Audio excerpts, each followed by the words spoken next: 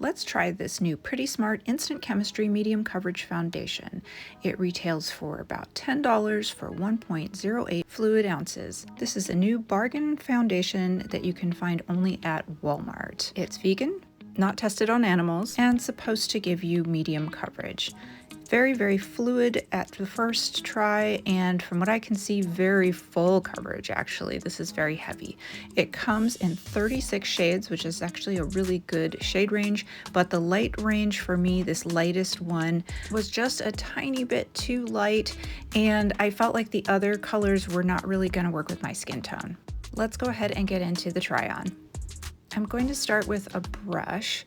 I'm just going to dab a little bit on with my hands, and you're going to see that this is too much. This is just straight up too much. I'm using my really good Sigma F80 Kabuki brush, and this thing usually gives you a very airbrush look, but look at how much just that little bit. I mean, I'm really having to work to spread this evenly, and I'm gonna have to take some of this off because that's not medium coverage, that's like full. Okay, I'm gonna go in with my dry Stands Out sponge just to sort of remove some of this and tamp it in. Okay, so this is kind of what it looks like. Here's without. Let's go in with a wet sponge. I already like this better, although it's okay, my sponge is a little too wet here, and I really felt like this was too much coverage as well. So I went ahead and squeezed out my sponge and then used it to just evenly distribute. Okay, so here's the two sides, sponge versus brush. The brush is definitely way heavier, so I prefer the sponge for this one. I'm gonna go ahead and use it to sort of take away some of the heaviness on the brush side. And then another little dry sponge just to make it look more smooth. It still feels tacky. I'm not thinking this is gonna dry down on its own. I think this is gonna require powder. Before I do powder though, I do like to see if I can get a little extra coverage for some of my trouble areas with just some extra product.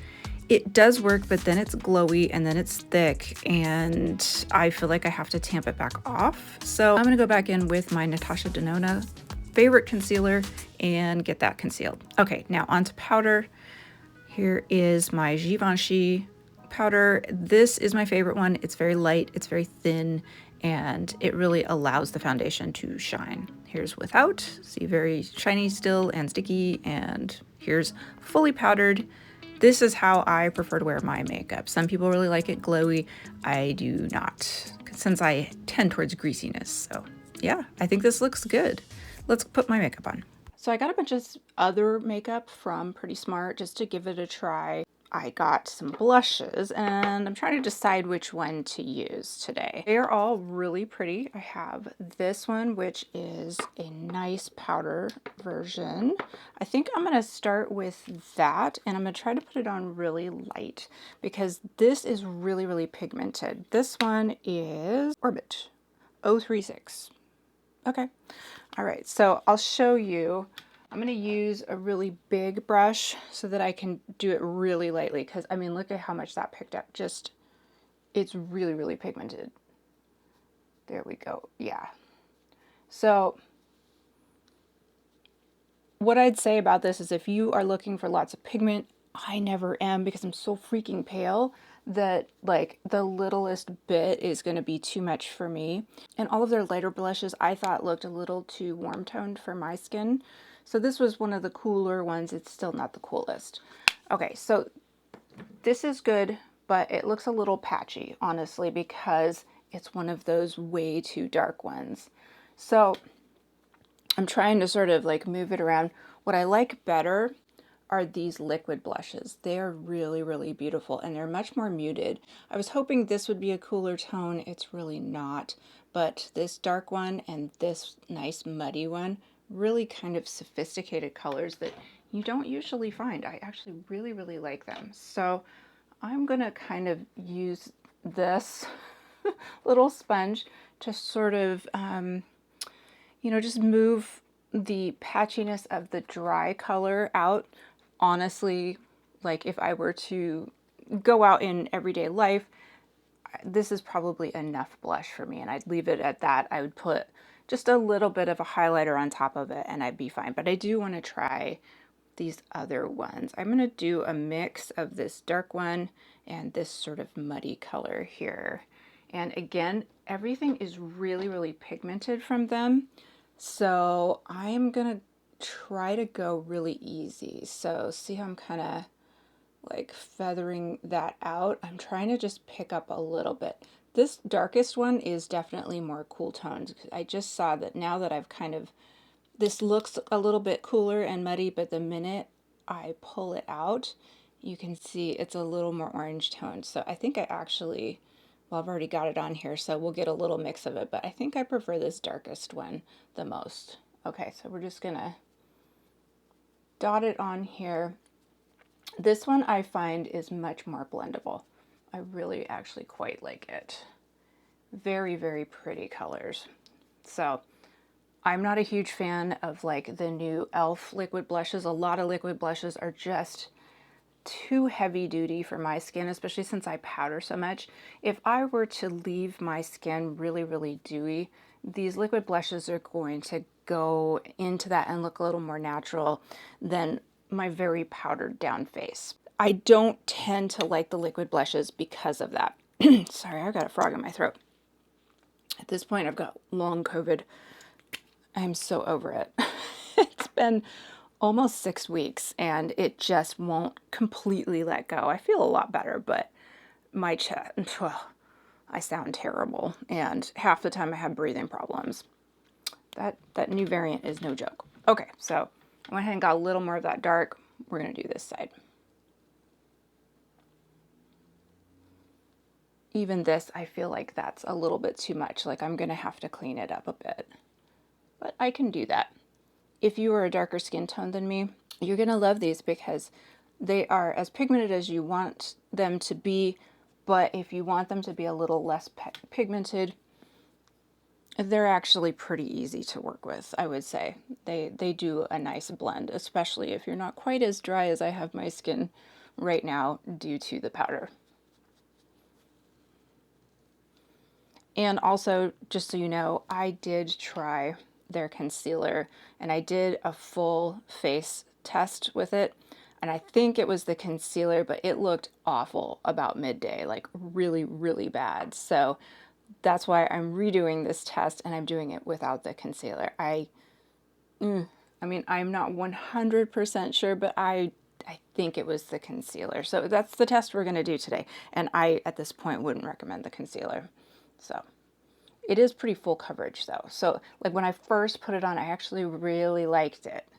It broke up really funky like later in the day, like on the rest of my face. It wasn't just under my eyes. So that's why I think it was that. Although we're going to find out. So, all right, I'm going to go ahead and put on the rest of my makeup. Here's where we are with the blush. I think this is beautiful. These are definitely worth looking into. My favorite one is this sort of dark mauve one, and it is 046 Trust. So this one, if you're cool toned, you're gonna like this one. Okay, I'm gonna do the rest of my makeup and I will give you my final thoughts before we start the wear test. Okay, so makeup is on. We're gonna see how this wears. I definitely preferred how it went on with a sponge, and I'm not a sponge fan, but I felt like it looked a little more natural and it really blended it out a little bit better with the sponge. And on my lips is this YSL Love Shine. This is number 44. It's one of their lighter ones.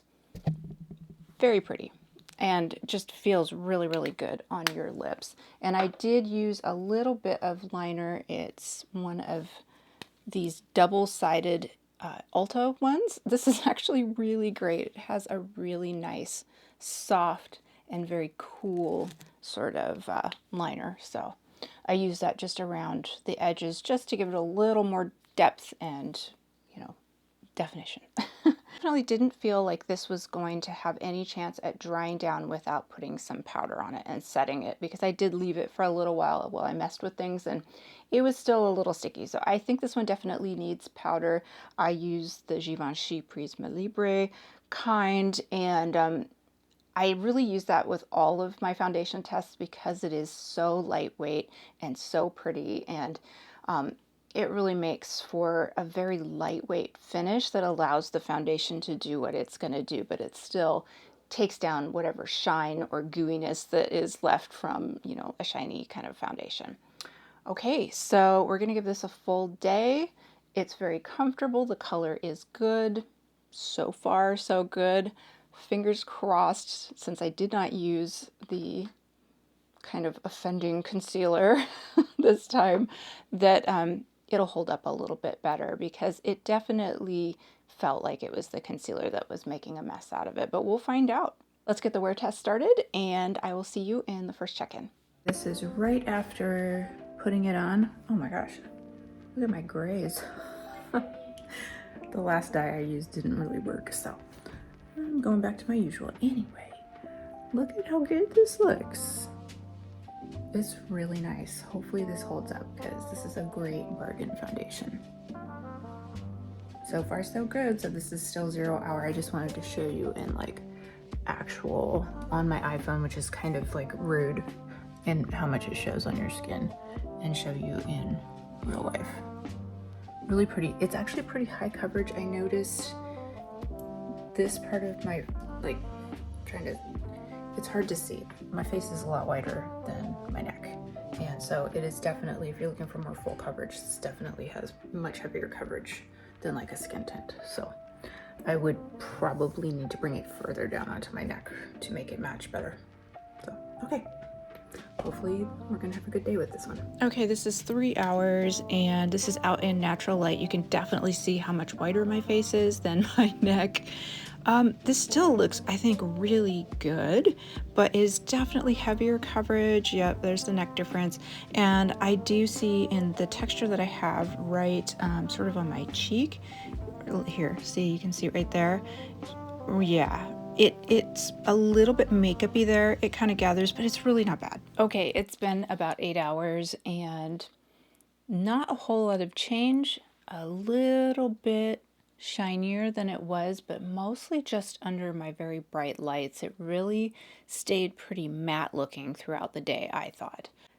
It's good, but it is not my favorite. It does do this thing where I felt like I had to wipe it off several times, where it just sort of gets a bit textured looking on your face during the day. Not like polka dot pores. Not, it just looks a little makeup-y. It's really hard to describe, and it's hard to show you because I really only saw it. I mean, I don't know, maybe you can see a little bit here. It sort of it gathers right here in my nose. I will get like little lines, and then I'll feel like I need to get rid of that. That probably wouldn't happen if you had no oil, you were super dry, but I don't think you would like this if you were super dry anyways. As far as skin types go that I think would enjoy this one, I think oily to normal is probably gonna be the best. It is pretty heavy coverage, much more so than I thought it was going to be.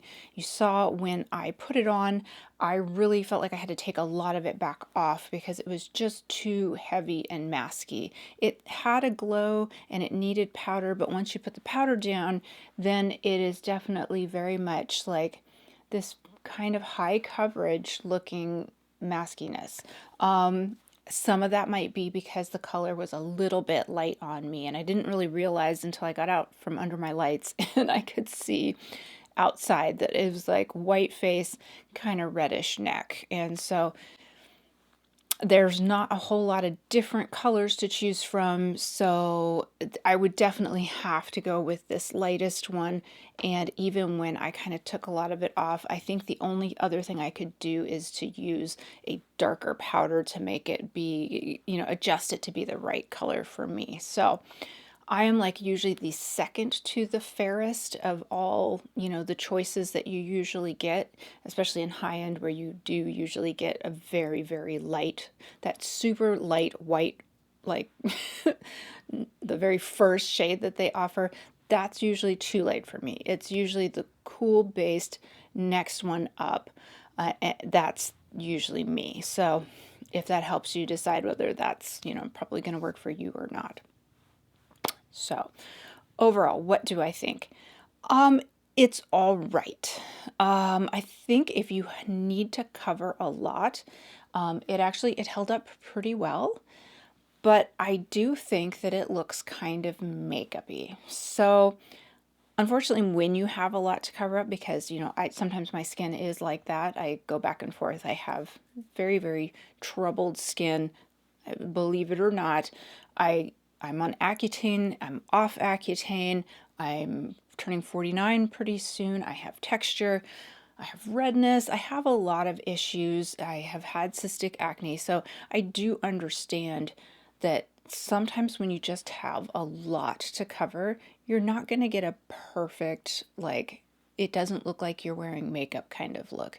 You do the best you can. And I think that this one would work pretty well in those circumstances, especially for the price. So I think if you get that super troubled skin, you're looking for high coverage, and you think this color might work for you, or one of the other colors that they do have, it's so inexpensive, it's probably worth giving a try. Is it going to be one that I reach for all the time? I don't think so. It's not just right. The ones that I like that are a little more just right have a little bit less coverage in this. Because of my textured older skin, I really need things that are closer to a skin tint. Anything that is this full coverage, it's going to look a little bit makeup-y on me, especially out in natural light. And that's what I'm more worried about. I mean, I don't live under these lights. I live outside and I talk to people face to face, and that's where I really want to look my best.